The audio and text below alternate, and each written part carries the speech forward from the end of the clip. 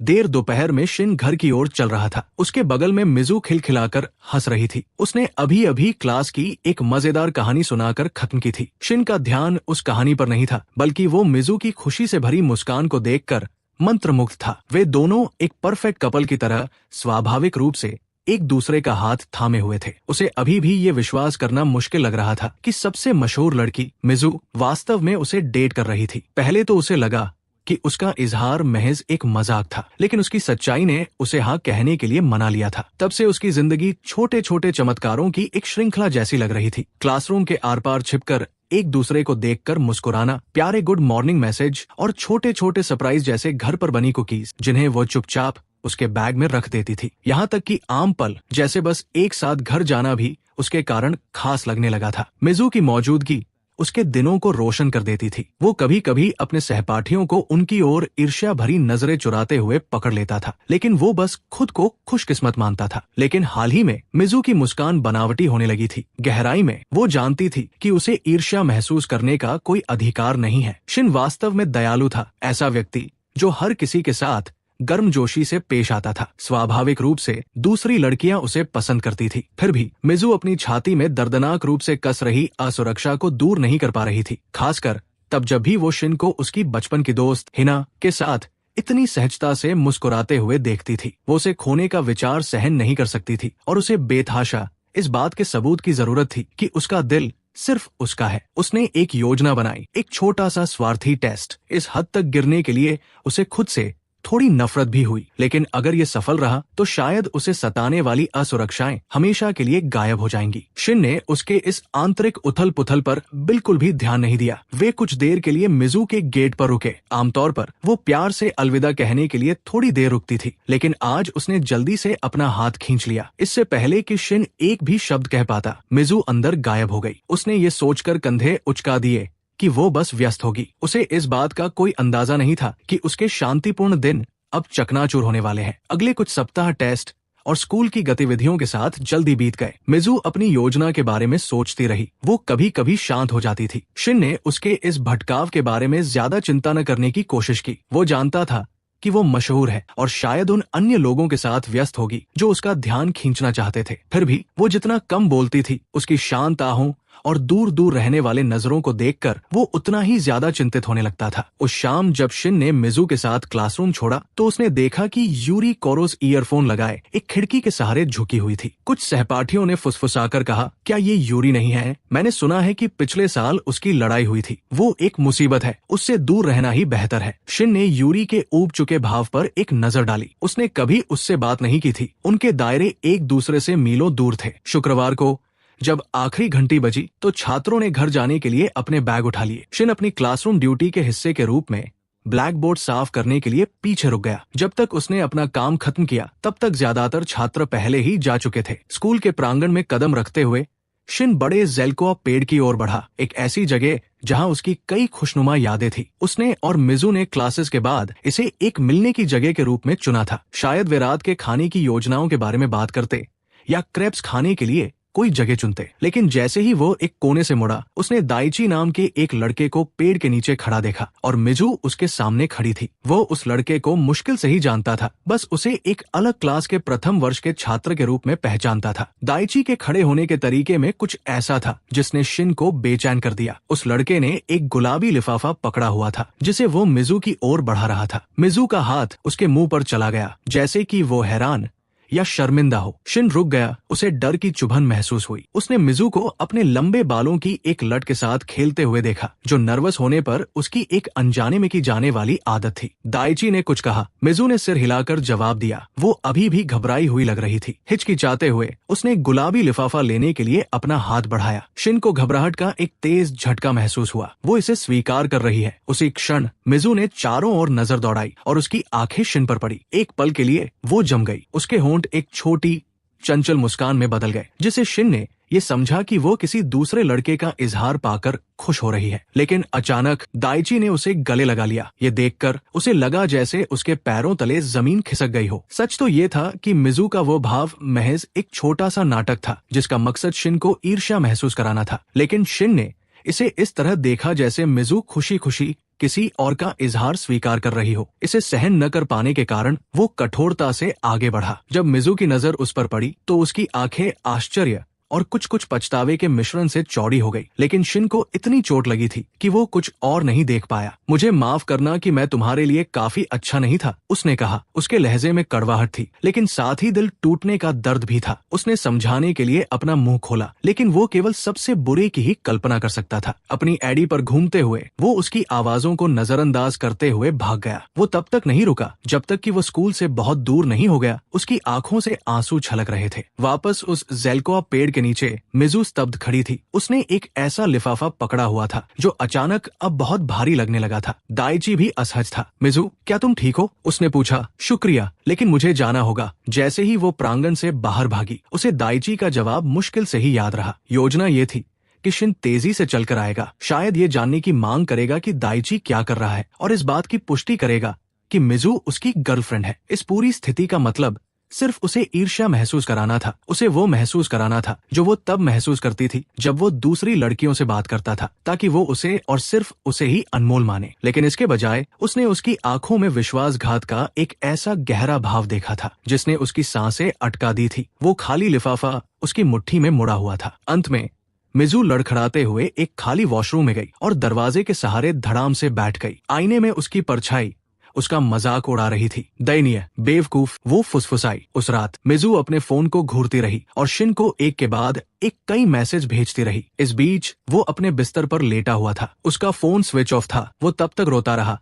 जब तक कि उसकी आंखों में आंसू नहीं बचे और अंततः एक बेचैन सी नींद में सो गया। सप्ताहांत उन दोनों के लिए एक यातना जैसा था। मिजू ने घबराए हुए मैसेज भेजे, कॉल करने की कोशिश की, लेकिन शिन ने कभी फोन नहीं उठाया। उसने उसके घर जाने के बारे में सोचा, लेकिन अस्वीकार किए जाने के डर ने उसे लकवाग्रस्त कर दिया। शिन ने अपना सप्ताहांत अपने कमरे में अलग थलग रहकर बिताया और बाहरी दुनिया को नजरअंदाज कर दिया। उसकी माँ ने कई बार धीरे से दरवाजा खटखटाया, लेकिन उसने कहा कि वो थका हुआ है और उसे आराम की जरूरत है। सोमवार की सुबह आ गई। शिन ने खुद को घसीटते हुए स्कूल जाने का फैसला किया। वो चाहता था कि वो छुट्टी कर ले, लेकिन उसके पास न तो कोई सही बहाना था और न ही झूठ बोलने के लिए भावनात्मक ऊर्जा बची थी। जब उसने आखिरकार क्लास 1B का दरवाजा खोला तो कमरा शांत हो गया। हर कोई मुड़कर उसे घूरने लगा। आमतौर पर मिजू मुस्कान के साथ उसका स्वागत करती। आज वो कुछ दोस्तों से घिरी खिड़की के पास बैठी थी। उसकी आंखें लाल थी, जो रोते हुए बिताए गए सप्ताहांत का प्रमाण थी। उनकी नजरें एक सेकंड के लिए टकराई, एक नाजुक दर्दनाक पल। फिर शिन ने अपनी नजरें झुका ली और जल्दी से अपनी डेस्क की ओर चला गया। सन्नाटा टूटा और उसकी जगह फुसफुसाहटों ने ले ली। शिन ने कुछ बातें सुनी। उसने बस ऐसे ही उससे ब्रेकअप कर लिया। मुझे लगा था कि वो उसके लिए कितनी अच्छी थी और उसने बस उसे छोड़ दिया। कितना घटिया इंसान है। उसने अपने दांत पीसे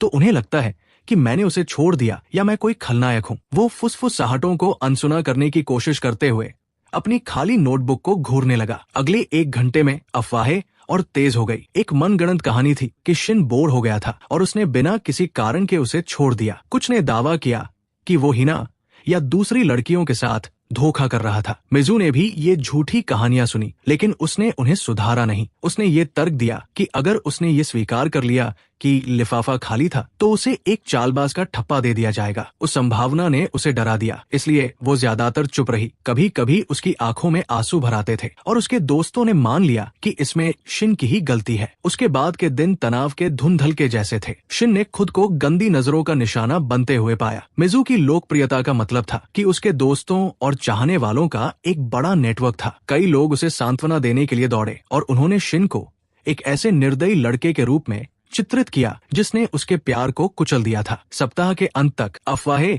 सच्चाई के भयानक संस्करणों में बदल चुकी थी। किसी ने दावा किया कि उन्होंने मिजू को रोते हुए सुना है और उसके हाथ पर चोट के निशान देखे हैं। जल्द ही लोग ये कहने लगे कि शिन ने उसे शारीरिक रूप से चोट पहुंचाई है। वो स्तब्ध और क्रोधित था, लेकिन जब भी वो बोलने की कोशिश करता उसके मुंह से कोई शब्द नहीं निकलता। उसके द्वारा मिजू को चोट पहुंचाने का झूठ बहुत दूर तक फैल चुका था। बहस करने से स्थिति और बदतर ही होती। हिना ने दालान में शिन को देखा। उसने अपना मुंह खोला, लेकिन एक दोस्त ने उसका हाथ खींच लिया। चलो भी हिना, उससे दूर रहो। वो हिचकिचाई, फिर उसने उन्हें खुद को दूर खींचने दिया। गपशप के इस तूफान से बचने के प्रयास में शिन ने क्लासरूम में लंच करना छोड़ दिया। इसके बजाय उसने स्कूल की लाइब्रेरी में एक एकांत कोना खोज लिया। शांत अलमारियों के बीच उसने एक पाठ्य पुस्तक पर ध्यान केंद्रित करने या सन्नाटे से अपने अशांत दिमाग को शांत करने की कोशिश की। यही एक दोपहर उसकी मुलाकात शियोरी से हुई। वो दूसरे वर्ष की छात्रा थी जो एक लाइब्रेरी सहायक के रूप में स्वेच्छा से काम करती थी। दुबलिपतली और मृदुभाषी शियोरी वापस आई किताबों को व्यवस्थित करते हुए अलमारियों के बीच शान से घूम रही थी। शिन ने उसे कुछ बार देखा था, लेकिन उसने सावधानी से ध्यान आकर्षित करने से परहेज किया। हालांकि एक दिन वो उसके पास आई जहां वो बैठा था। क्या ये सीट खाली है? उसने नम्रता से पूछा। शिन ने आश्चर्य से पलकें झपकाई, अजीब तरह से उसे आश्वस्त किया कि वो बैठ सकती है। शियोरी उसके सामने वाली सीट पर खिसक गई और एक नॉवेल नीचे रख दी। कुछ देर तक वे खामोशी से पढ़ते रहे। फिर कुछ मिनटों के बाद वो फिर से बोली, तुम परेशान लग रहे हो, क्या सब ठीक है? शिन की आंखें उसकी आंखों से मिली। वो उसके भावों को नहीं पढ़ सका, लेकिन उसे सच्ची चिंता महसूस हुई। उसने झूठ बोला और कहा कि वो ठीक है। शियोरी ने उसे ध्यान से देखते हुए अपना सिर झुकाया। मैंने तुम्हारे बारे में कुछ बातें सुनी है। शिन का पेट मरोड़ खाने लगा। उसे यकीन था कि उसका मतलब उन दुर्भावनापूर्ण अफवाहों से था। ये सब झूठ है। वो फुसफुसाया। एक पल बीत गया। फिर शियोरी ने मेज के पार अपना हाथ बढ़ाया और अपनी उंगलियों से उसकी बाह को हल्के से थपथपाया। मुझे पता है कि अफवाहों का नियंत्रण से बाहर होना कितना आसान है। मैं हर उस बात पर विश्वास नहीं करती जो मैं सुनती हूँ। उसके कोमल शब्दों ने शिन की रक्षात्मक दीवार को कमजोर कर दिया। उसने हल्का सा सिर हिलाया, बिना ये जाने कि उसकी आंखों में आंसू क्यों आ रहे थे। उसने चुपचाप उसे धन्यवाद दिया। वो छोटी सी बातचीत एक जीवन रेखा की तरह महसूस हुई। कोई ऐसा व्यक्ति जो शायद उसे वैसा ही देख सके जैसा वो सच में था। लेकिन ये राहत ज्यादा देर तक नहीं टिकी। एक सप्ताह बाद शिन एक अंग्रेजी की किताब ढूंढ रहा था जब उसने एक ऊंची शेल्फ पर एक मोटी किताब को खतरनाक तरीके से डगमगाते हुए देखा। पास ही शियोरी किताबें शेल्फ में रख रही थी। पूरी तरह से अनजान उसने ऊपर देखा और महसूस किया कि वो बड़ी किताब किसी भी पल सीधे उसके सिर पर गिर सकती है। शियोरी, सावधान, उसने पुकारा, किताब को पकड़ने या उसे रास्ते से हटाने के लिए आगे की ओर झपटते हुए। लेकिन अपनी जल्दबाजी में उसका पैर एक निचले स्टूल में फंस गया। शियोरी उसके चिल्लाने की आवाज सुनकर मुड़ी। इससे पहले कि उनमें से कोई भी प्रतिक्रिया कर पाता, शिन उससे टकरा गया, जिससे दोनों कालीन बिछे फर्श पर धड़ाम से गिर पड़े। वो आंशिक रूप से उसके ऊपर गिरा, उस झटके से स्तब्ध। कुछ पलों के लिए कोई भी अपनी जगह से नहीं हिला। फिर शियोरी ने हांफते हुए सांस ली। उसके गाल शर्म से लाल हो गए थे। उसके कपड़े थोड़े खिसक गए थे। उसने जल्दी से उन्हें ठीक किया और शर्मिंदगी से मुंह फेर लिया। शिन का चेहरा जलने लगा और वो जल्दी से माफी मांगने लगा। लेकिन ठीक उसी पल लड़कियों का एक समूह अलमारियों के कोने से घूमकर वहां आया। मिको, एक अन्य लाइब्रेरी स्वयंसेवक और उसकी दो दोस्त। वे ये नजारा देखकर सन्न रह गई। शिन जमीन पर घबराई हुई शियोरी के साथ था। मिको की आंखें सुरक्षात्मक गुस्से से चमक उठीं। शियोरी, क्या तुम ठीक हो? उसने आगे बढ़कर उसे खड़े होने में मदद करते हुए सख्ती से पूछा। शिन भी खड़ा हो गया, एक असहाय मुद्रा में अपने हाथ उठाते हुए। ये वैसा नहीं है जैसा दिख रहा है। मैं फिसल गया था। बिल्कुल, तुम फिसल ही गए होगे, दूसरी लड़कियों में से एक ने गहरी आवाज में बड़बड़ाते हुए कहा। मिको ने उसे घूरा। उसकी आवाज ठंडी थी। मैंने तुम्हें चेतावनी दी थी शियोरी, तुमसे कहा था कि इसके आसपास मत रहना। उसने अपनी भौएं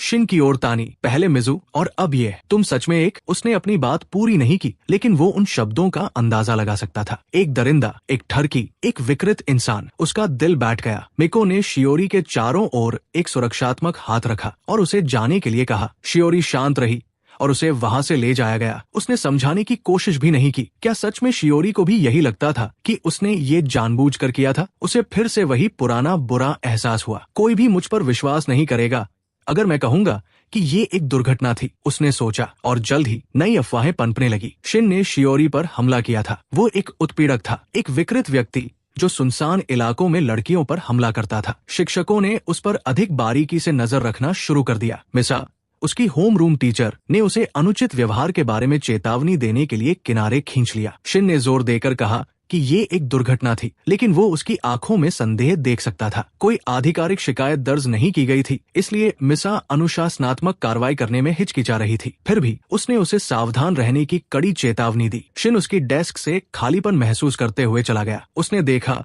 कि कैसे सहपाठियों ने सूक्ष्मता से अपनी डेस्क को उससे दूर कर लिया था। वे कैसे पीछे की ओर झुक जाते थे, मानो उसे कोई संक्रामक बीमारी हो। अपना नाम फिर से साफ करने की उसकी कोई भी उम्मीद मर चुकी थी। शिन का अकेलापन जल्द ही उस मुकाम तक पहुंच गया जहां कोई भी उसके करीब नहीं रहना चाहता था। यदि कोई शिक्षक उसे किसी लड़की के साथ जोड़ी बनाता तो वो लड़की कठोरता से बैठती और उसकी ओर देखने से इनकार कर देती। उसे सबसे ज्यादा अपनी बचपन की दोस्त हिना की याद आती थी। वो एक ऐसी इंसान थी जिस पर वो हमेशा भरोसा कर सकता था, लेकिन अफवाहों ने उसे डरा दिया था। वो दूर हो गई थी और जब भी संभव हो सीधा संपर्क करने से बचती थी। एक बार लंच के समय उसने उससे बात करने की कोशिश की और उससे विश्वास करने की भीख मांगी। उसने सिर्फ अपना सिर हिलाया, उसकी आंखों में आंसू भर आए थे। मुझे माफ करना। अकेले भागने से पहले हिना ने अपना माथा बाथरूम के आईने से टिका दिया। शिन की आवाज उसकी यादों में गूंज उठी। क्या तुम भी उन पर विश्वास करती हो? उसने नहीं किया था, लेकिन जब उसकी दोस्त ने फुसफुसाकर कहा उससे दूर रहो, वो खतरनाक है, तो उसने सिर हिला दिया था। कायरता का कड़वा स्वाद उसकी जीभ पर था। अब उसे प्रांगण में अकेले खाते हुए देखकर उसने सिंह को कसकर पकड़ लिया। मुझे माफ करना, वो खुद से फुसफुसाई। लंच के समय जब जाने के लिए कोई और जगह नहीं थी, शिन एकांत की तलाश में पुराने जिम के पीछे चला गया। उसे आश्चर्य हुआ जब उसने देखा कि यूरी कंक्रीट की सीढ़ियों पर बैठी हुई च्युइंग गम चबा रही थी। उसने अपनी हमेशा वाली जैकेट पहनी हुई थी और वो आसमान को घूर रही थी। वो जम गया और वहाँ से चले जाने के बारे में सोचने लगा, लेकिन वो उसकी ओर देखे बिना ही बोली, क्या अफवाहों से भाग रहे हो? शिन चौंका हुआ लगा। वो मुड़ी। उसकी नजर तेज थी लेकिन निर्दयी नहीं थी। मेरे पास भी कान है, लोग तुम्हारे बारे में बकवास करना बंद नहीं करेंगे। शिन कड़वाहट से हंसा और पूछा कि क्या वह भी अफवाहों पर विश्वास करती है। यूरी ने अपनी च्युइंग गम से एक बुलबुला फुलाया और फिर उसे फोड़ दिया। उसने कहा कि अफवाहें तब तक झूठ होती हैं जब तक कि वे सच साबित न हो जाएं। उसने अपनी पोर पर लगे एक छोटे से निशान को थपथपाया। वे मेरे बारे में भी ऐसा ही करते हैं, मुझे अपराधी या कुछ और कहते हैं। वे कुछ नहीं जानते। खैर, जिससे भी उन्हें शांति की नींद मिल सके। कुछ पल की खामोशी छा गई। अंत में शिन ने बड़बड़ाते हुए कहा कि उसके लिए भी ऐसा ही था। उसने सिर हिलाया। फिर उन्हें उनके ही झूठ पर घुटने दो। तुम वही करो जो तुम करना चाहते हो। शिन को यकीन नहीं था कि क्या जवाब दे। वो हिचकिचाया, फिर बैठ गया उस इकलौते इंसान के साथ, एक खामोश समझ साझा करते हुए जो जानती थी कि अफवाहों का निशाना बनने पर कैसा महसूस होता है। इसका असर उसके घरेलू जीवन पर भी पड़ा। उसकी माँ ने देखा कि वो अब शांत रहता है और घर लौटते समय थका हुआ दिखता है। जब भी वो पूछती कि क्या कुछ गलत है, तो वो जबरदस्ती मुस्कुरा देता और झूठ बोल देता, मैं ठीक हूँ, बस थक गया हूँ। अपने बेटे को इतना अलग थलग देखकर उसे बहुत दुख होता था। फिर भी किसी भी ठोस जानकारी के बिना वो केवल अपना कोमल समर्थन ही दिखा सकती थी। हालांकि शिन की बहन एमी उसी स्कूल में पढ़ती थी। शुरुआत में उसने भी अफवाहें सुनी थी और उन पर विश्वास कर लिया था। ये सोचकर क्रोधित और अपमानित होकर कि उसके भाई को एक विकृत इंसान कहा जा रहा है, वो स्कूल में उससे बचती थी और उसके आसपास देखे जाने से भी इनकार करती थी। एक शाम एक दोस्त से भयानक गपशप सुनने के बाद एमी ने घर पर गुस्से और शर्मिंदगी के मिश्रण के साथ शिन का सामना किया। तुम मिजू के साथ ऐसा कैसे कर सकते हो? उसने सख्ती से पूछा। क्या तुम नहीं जानते कि अब लोग मुझे किस नजरों से देखते हैं? वे मुझ पर तरस खाते हैं कि मेरा तुम्हारे जैसा भाई है। वो वहाँ खड़ा रहा और उसने बहस करने की जहमत नहीं उठाई। मुझे माफ करना, वो घूरती रही, फिर गुस्से से सांस छोड़ते हुए दूर चली गई। हर दिन एक धीमी घुटन जैसा महसूस होता था। शिन को केवल अपनी पढ़ाई में ही सुकून मिलता था। अगर वो अपना सिर किसी किताब में लगाए रखता तो वो नाटक कर सकता था कि वो बस एक और छात्र है जो अपने ग्रेड पर ध्यान केंद्रित कर रहा है। उसकी मेहनत जल्द ही शीर्ष अंकों में बदल गई, जिससे उसे शिक्षकों से अनिच्छुक प्रशंसा मिली, लेकिन इससे उसे कोई दोस्त नहीं मिला। अगर कुछ हुआ तो उसकी शैक्षणिक सफलता ने अफवाहों के बाजार को नया मसाला दे दिया। कुछ लोगों ने कहा कि उसे लगता है कि वो हर किसी के लिए बहुत महान है। सप्ताह महीनों में बदल गए और नई गपशप के नीचे पुरानी अफवाहें फीकी पड़ गई, लेकिन एक व्यक्ति पीछे रह गया था जो अभी भी आहत था, शिन। जब तक सर्दियां आई वो दालानों में एक भूत की तरह बन गया था। उसका अस्तित्व छात्र जीवन से ढक गया था जो बिना किसी परवाह के चलता रहा। उसकी एकमात्र सांत्वना ये थी कि जल्द ही वो अगले वर्ष में जाएगा और शायद तब वो एक नई शुरुआत कर सकेगा। जब दूसरा साल शुरू हुआ तो शिन को नए सहपाठियों और शिक्षकों के साथ क्लास 2C में रखा गया। उसे आश्चर्य हुआ कि यूरी कोरोज उससे कुछ पंक्तियां पीछे अपनी सीट पर झुकी हुई बैठी थी। पहले दिन उनकी नजरें कुछ पलों के लिए मिली। उसने उसे एक छोटा सा सिर हिलाकर इशारा किया। थोड़ी हिचकिचाहट के बाद शिन ने भी चुपचाप सिर हिलाकर जवाब दिया। पिछले साल अपना सारा समय पढ़ाई में समर्पित करने के कारण वो अब टॉप रैंक वाला छात्र था और उसने एक रहस्यमयी आभा हासिल कर ली थी। एक मेधावी लेकिन अलग थलग रहने वाला लड़का। पहले वर्ष के कई नए छात्रों ने उसे एक किंवदंती की तरह देखा, एक सुंदर, शांत टॉप छात्र जो कभी किसी से घुलता मिलता नहीं था। कुछ उसकी प्रशंसा करते थे जबकि दूसरों को वो डरावना लगता था। अफवाहों की अनुपस्थिति में उसके चारों ओर एक सूक्ष्म आदर्शवाद बनने लगा। कुछ लड़कियां फुसफुसाती थी कि वह किसी को भी डेट करने के लिए बहुत कूल है, जबकि अन्य लोग उसकी दूरी को एक छिपी हुई गहराई के संकेत के रूप में रोमांटिक मानते थे। उनमें से कोई भी सच्चाई नहीं जानता था कि वो बस डरा हुआ था। हर बार जब वो लड़कियों के समूह की हंसी सुनता तो उसका दिमाग और अधिक अफवाहों और अधिक आरोपों की छवियां बनाने लगता था। वो किसी भी ऐसी बातचीत के निरंतर डर में जीता था जिसका गलत मतलब निकाला जा सकता था। एक दिन उसने अपनी डेस्क पर एक छोटा सा पैकेज पाया, रिबन से बंधी घर की बनी कुकीज। अनिश्चित होकर उसने चारों ओर देखा। मयू नाम की एक शर्मीली लड़की ने उसे झांका, फिर आंखें मिलते ही उसने जल्दी से नजरें फेर ली। उसकी कुछ दोस्त उत्साह से फुसफुसा रही थी, उनकी नजरें उसकी दिशा में झपक रही थी, लेकिन शिन के लिए उसे कोई खुशी महसूस नहीं हुई। उसे लगा कि उसे घेर लिया गया है। उसने कल्पना की कि कुकीज में जहर हो सकता है या कोई अपमानजनक चीज मिलाई गई होगी। उसके डर ने उसे बताया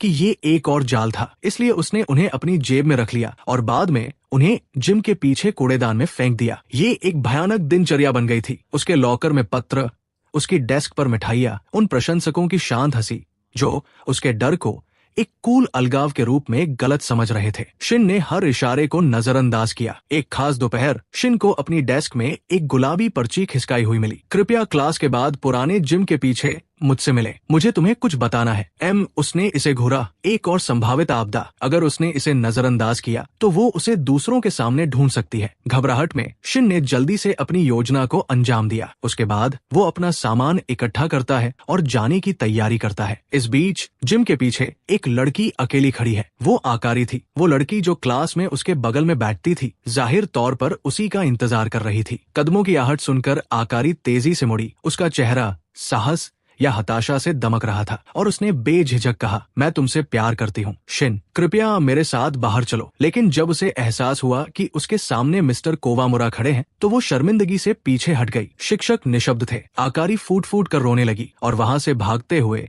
उसने वो पर्ची वही गिरा दी। ऊपर की एक खिड़की से शिन खामोशी से देख रहा था। ये जानकर कि शिक्षक ने स्थिति को संभाल लिया है, वो मुड़ा और अब उसे वहां से जाना सुरक्षित महसूस हुआ। गर्मियां पूरे शबाब पर थी जब शिन एक शांत और अकेली दिनचर्या में ढल गया। वो जल्दी उठता था, भीड़ से पहले स्कूल पहुंचता था, अकेले पढ़ता था और क्लासेस खत्म होते ही वहां से निकल जाता था। वो शायद ही कभी जरूरत से ज्यादा समय रुकता था, लेकिन नियति का समय चुनने का तरीका क्रूर था। एक दोपहर शिन को शिक्षक के लाउंज में प्रिंट आउट का एक बंडल पहुंचाने का काम सौंपा गया। वापस आते समय वो साइंस लैब के पास एक कोने से मुड़ा और उसका आमना सामना मिजू से हो गया। वो जम गया। वो कई मायनों में वैसी ही दिखती थी, दुबली पतली और उसके लंबे काले बाल। फिर भी उसकी नजरों में कुछ अलग लग रहा था, शायद दुख या पछतावा। वो इस साल एक अलग क्लास में थी, इसलिए अब वे रोज एक दूसरे को नहीं देखते थे। कुछ पल के लिए किसी ने बात नहीं की। दालान वैसे खाली था। मिजू के होंठ अलग हुए और उसने छोटे से इशारे में अपना हाथ हिलाया। हाय शिन, उसने धीरे से कहा, मानो किसी पुराने दोस्त का अभिवादन कर रही हो। उसे अपनी छाती में एक कसाव महसूस हुआ। यादें वापस आ गई। उनकी सैर के दौरान उसकी हंसी, जब वो उसे चिढ़ाती थी तो उसकी आंखों की चमक, उसके हाथ की गर्माहट और उस ज़ेल्कोआ पेड़ के नीचे वह दर्दनाक पल। ये बर्दाश्त से बाहर था। वो पीछे हट गया। मिजू का चेहरा उतर गया और उसने हाथ बढ़ाया जैसे कि वो उसे रोकना चाहती हो। शिन, रुको। वो पीछे हट गया। अब उसका उसे छूने का विचार बहुत दर्दनाक लग रहा था। मुझे जाना होगा, उसने कांपती हुई आवाज में कहा। उसके जवाब का इंतजार किए बिना वो उसके पास से गुजरा और जल्दी से कॉरिडोर से नीचे चला गया, उसे पीछे छोड़ते हुए। उसने दालान की दीवारों से अपने नाम की गूंज सुनी, लेकिन वो तब तक दौड़ता रहा जब तक कि उसे दालान के एक खाली हिस्से में सुकून नहीं मिल गया। दीवार के सहारे झुकते हुए उसने अपनी आंखें कसकर बंद कर ली। फिर भी इस बार कोई आंसू नहीं आए। वो पहले ही मिजू के लिए काफी रो चुका था। मिजू अपनी जगह पर जमी रही। इतने लंबे समय बाद पहली बार शिन को फिर से करीब से देखकर वो भावनाओं से चक्कर खाने लगी थी। उसने सोचा था कि वो तैयार थी। उसने बार बार अभ्यास किया था कि वो कैसे माफी मांगेगी। यहाँ तक कि एक ऐसा परिदृश्य भी सोचा था जहां वे अजीब तरीके से फिर से दोस्त बन जाते, अगर कुछ और नहीं तो। लेकिन हकीकत कठोर थी। वो केवल एक कमजोर सा हा ही बोल पाई थी और वो भाग खड़ा हुआ था। वो दौड़कर पास के वॉशरूम में गई और आईने में अपना रूप देखने से पहले आंसुओं के रुकने का इंतजार करती रही। कई बार उसने छोटी छोटी अफवाहों को सुधारने की कोशिश की थी और लोगों को बताया था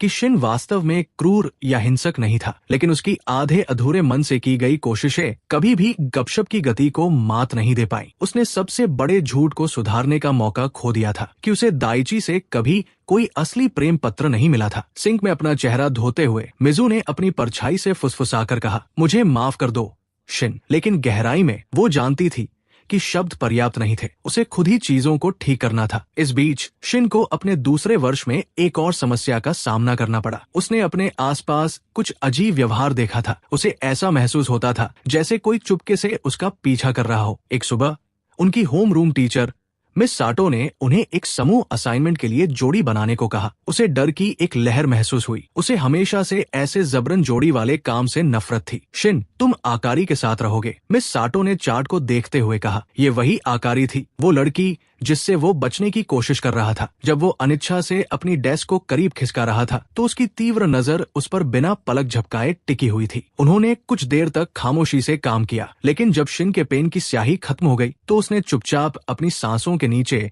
बुदबुदाते हुए गाली दी। आकारी ने तुरंत अपना पेन उसे दे दिया। उसकी आवाज घबराहट से भरी हुई थी। ये लो शिन, तुम मेरा इस्तेमाल कर सकते हो। पल भर के लिए सन्न होकर उसने जवाब दिया, धन्यवाद। उसके होठों पर एक हल्की सी मुस्कान तैर गई। उसके बाद वो पूरी तरह से अपने नोट्स पर ध्यान केंद्रित करती हुई प्रतीत हुई और कभी कभी छिपकर उसकी ओर देखती रही। जब लंच के लिए घंटी बजी तो शिन ने उसे फिर से धन्यवाद देते हुए पेन वापस कर दिया। आकारी ने इसे सावधानी से ले लिया। एक पल के लिए उसके होठों ने पेन के ढक्कन को छुआ, फिर पेन उसके पेंसिल केस में ऐसे फिसल गया जैसे कुछ हुआ ही न हो। क्या उसने ऐसी कल्पना की थी? शिन को अचानक एक सिहरन महसूस हुई। उसने एक किताब की जरूरत का बहाना बनाते हुए बड़बड़ाया। वो जल्दी से क्लासरूम से बाहर निकल गया। अगली सुबह लंच के दौरान शिन क्लासरूम के पीछे चुपचाप बैठा था। उसका सिर किताब में झुका हुआ था। तभी जोरदार हंसी गूंज उठी। 3 लड़कियां खिड़की के पास खड़ी थी, नीच आवाज में बात कर रही थी। क्या तुमने सुना? यूरी कोरो स्कूल के बाद खुद को बेचती है, एक ने मजाक उड़ाते हुए कहा। मेरे चचेरे भाई ने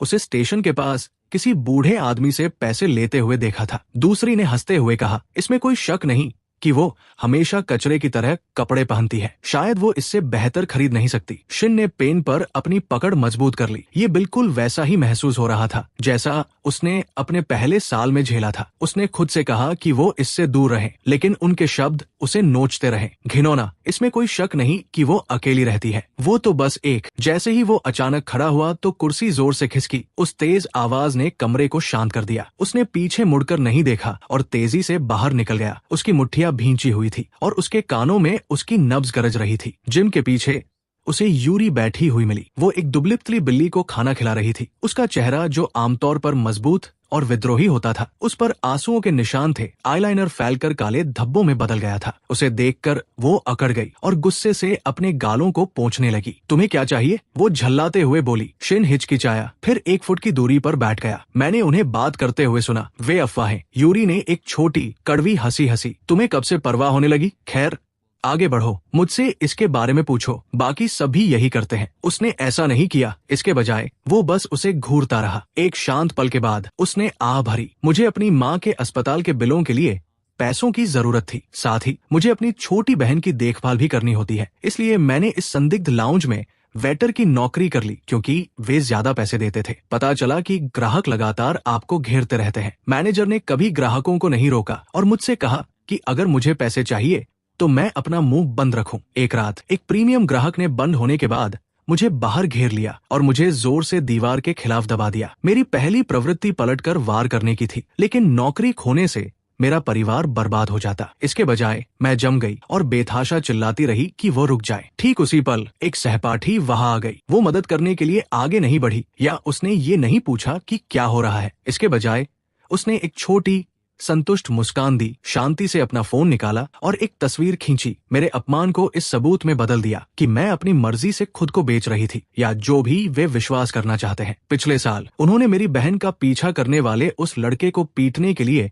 मुझे अपराधी कहा था। अब वे कहते हैं कि मेरा चरित्र भी ढीला है। मुझे लगता है कि लोग सिर्फ उसी पर विश्वास करते हैं जिस पर वे विश्वास करना चाहते हैं। शिन की छाती में दर्द हुआ। उसने वो नजारा पहले भी देखा था, वही नजारा जो उसने आईने में अपने चेहरे पर देखा था, शर्म और थकावट। बिना सोचे उसने उसका हाथ पकड़ लिया। वो पीछे हटी, लेकिन उसने अपना हाथ नहीं खींचा। मैं तुम पर विश्वास करता हूँ, उसने धीरे से कहा। तुम मुझसे बेहतर हो। मैं हर चीज से भागता रहा, लेकिन तुमने पलटकर लड़ाई लड़ी। खुद पर गर्व करो। उसका सख्त लड़की वाला नकाब टूट गया, उसके आंसू कपड़ों में समा गए। सोने के दिल वाली एक मजबूत लड़की, उसने सोचा। अगले दिन शिन ने खुद को फिर से लाइब्रेरी के दरवाजों पर खड़ा पाया। हालांकि वो शियोरी के साथ हुई घटना के बाद से वास्तव में वहां नहीं लौटा था, लेकिन उसे एक महत्वपूर्ण निबंध के लिए एक विशेष साहित्य संकलन की आवश्यकता थी। लेकिन जैसे ही उसने अंदर कदम रखा, उस दर्दनाक गलतफ हमी की यादें ताजा हो गई। वो हिचकिचाया। वो कुछ छात्रों को चुपचाप पढ़ते हुए देख सकता था और लाइब्रेरियन की डेस्क पर शियोरी थी, जो अब अपने तीसरे वर्ष में थी। जब उसने ऊपर देखा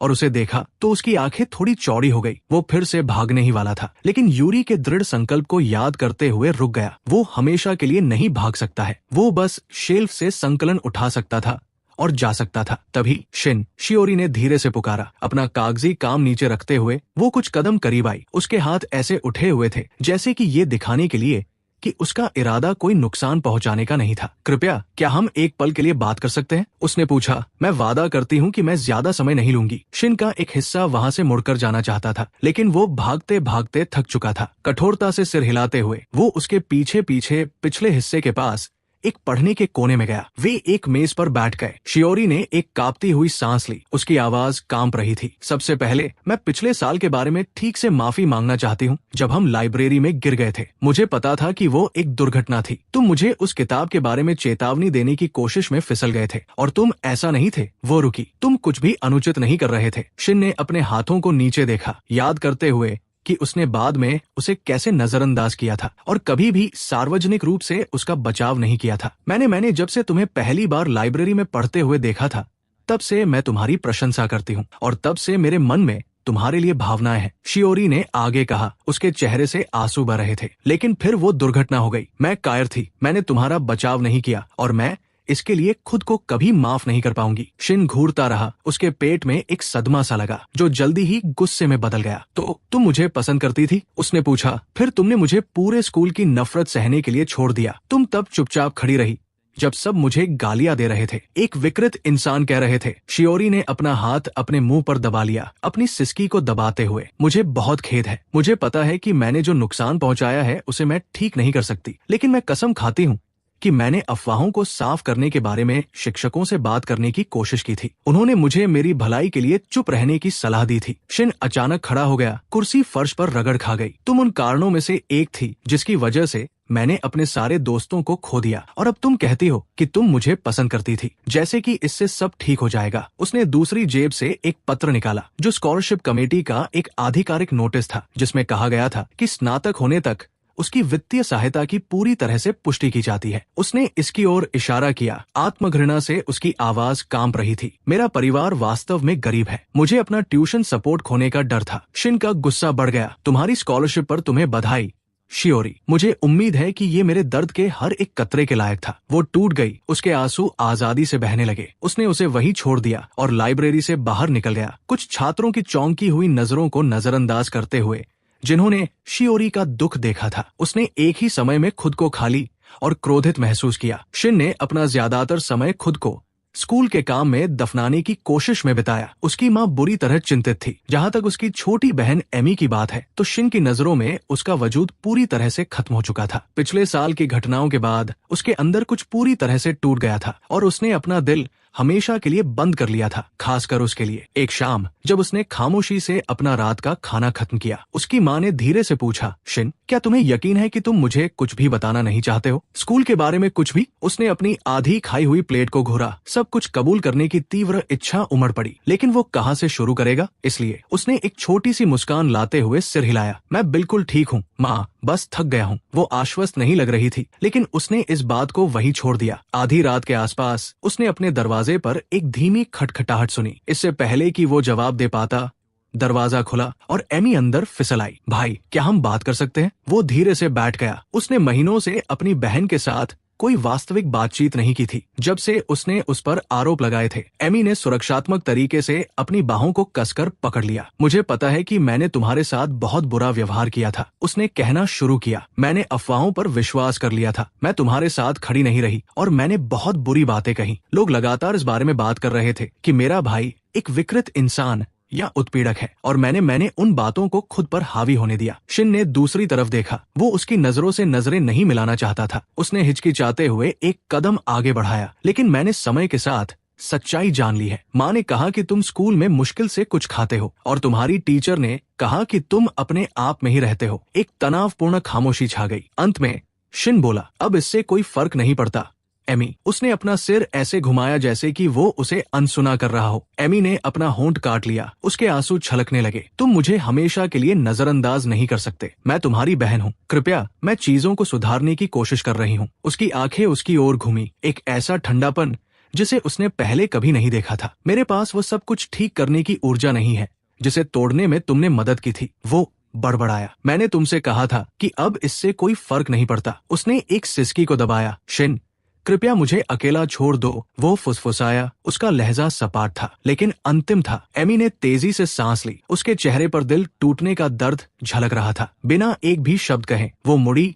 और दरवाजे से बाहर फिसल गई और अपने पीछे चुपचाप दरवाजा बंद कर दिया। शिन अकेला खड़ा रहा, अपना समय उन रिश्तों को बनाने में बर्बाद करने के बजाय जो बाद में उसे ही धोखा देते। बेहतर था कि वो अपनी पढ़ाई में समय बिताता। उसका दिल एक और विश्वासघात नहीं सह सकता था। सप्ताह बीत गए और दूसरा सेमेस्टर आगे बढ़ा। शिन ने अदृश्य बने रहने की पूरी कोशिश की। हालांकि शिक्षकों ने उसके शानदार शैक्षणिक रिकॉर्ड पर ध्यान दिया। उसकी होमरूम टीचर कभी कभी उसे किसी क्लब में शामिल होने या अन्य छात्रों को ट्यूशन देने का सुझाव देती थी, लेकिन शिन हमेशा विनम्रता से मना कर देता था। फिर भी हर किसी को दूर रखने के अपने प्रयासों के बावजूद उसने खुद को चुपचाप यूरी के करीब आते हुए पाया और क्लासरूम में उनके बीच छोटी छोटी बातचीत होने लगी। इन पलों के दौरान उसने कभी कभी लड़कियों को चिढ़े हुए भावों के साथ उन्हें घूरते हुए देखा, खासकर मियो को, जिसकी तीव्र नजर हमेशा उसे बेचैन कर देती थी। इसके बावजूद शिन खुद को यूरी की स्थिर उपस्थिति से सहज महसूस करने से नहीं रोक पाया। फिर एक सुबह मिस साटो ने क्लास में एक अप्रत्याशित घोषणा की। सभी लोग ध्यान दें, मेरे पास एक शानदार खबर है। छात्र परिषद अध्यक्ष के चुनाव के लिए